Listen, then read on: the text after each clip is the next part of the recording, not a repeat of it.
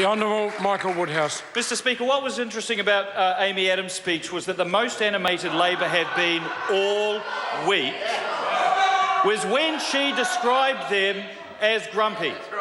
And the faux laughter that came from Mr Mallard and the people around her was incredibly interesting. I think Mrs Adams rather understalled the point.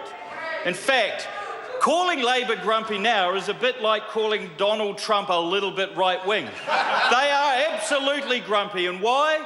Well, there's a good reason. Firstly, they don't like each other. And I can't imagine what the caucus room must have been like yesterday. Secondly, well, we'll get to migrants in a minute. Secondly, they don't agree on anything. The caucus is split on whether they want free trade. Now, they wanted free trade a few years ago. Half of them don't want it now. They can't agree on what their policy even is on a flag referendum. And the ultimate, Mr Speaker, is their issue on whether they like foreigners or not. Now, Mr Twyford has to be national secret weapon. My late mother's maiden name was Ling, L-Y-N-G. Nihao. Well, not quite, because it's actually Kilkenny Irish of Scandinavian origin. But you'd bet your bottom dollar, Mr Speaker, that that name would have been on the Barfoot and Thompson list when it was produced a couple of months ago. Now, I must say I thoroughly enjoyed the National Party's annual conference in Auckland this weekend, and one of the happiest bunch of people in the many, many hundred, nearly 700 people registered, attending, smiling, motivated, policy breakouts, and you know who the happiest were? Our Asian members, because they knew they were wanted, they knew they were appreciated, they knew that this party understands the important contribution that they have made to New Zealand over many generations. That hasn't changed, and it won't change in the future. So as Minister of Immigration, it was a great privilege for me to stand beside the Prime Minister after the announcement on what I believe are excellent policies to improve immigration and migration around this country. I just want to touch on those policies. We have a number of policies that reflect extra incentives for people to migrate into the regions, and they are going to be beefed up. The skilled migrant points are going to be tripled for a job outside Auckland. Entrepreneur visas, where businesses are being set up outside Auckland, will have double the points allocated to them than present. The labour market test that we've introduced into Queenstown is going to be put around the country because actually it makes sense for that process to be streamlined.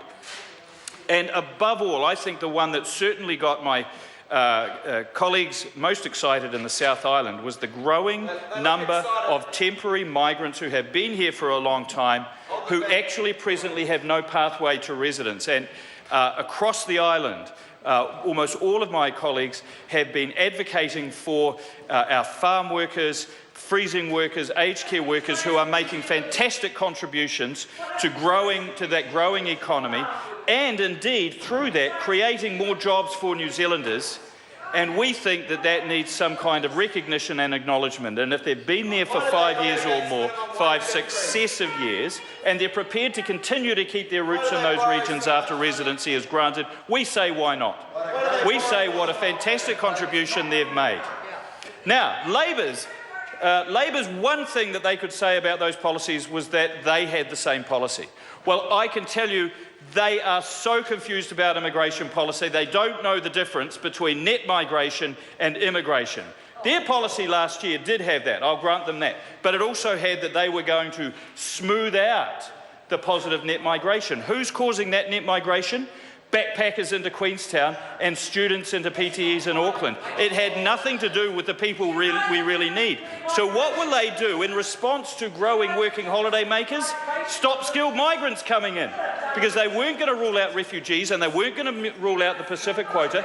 And goodness me, they didn't say it, but I don't know how they would have worked with partnership, the spouses and children of people coming home. So they weren't going to rule them out. So the only thing they could have done is ruled out skills, the very skills that we need. This government acknowledges that we need them.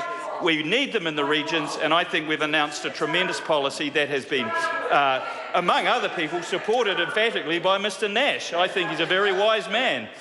Probably chose the wrong colours. I support them. I think they're a great move. Markway Carmel, Cipollone.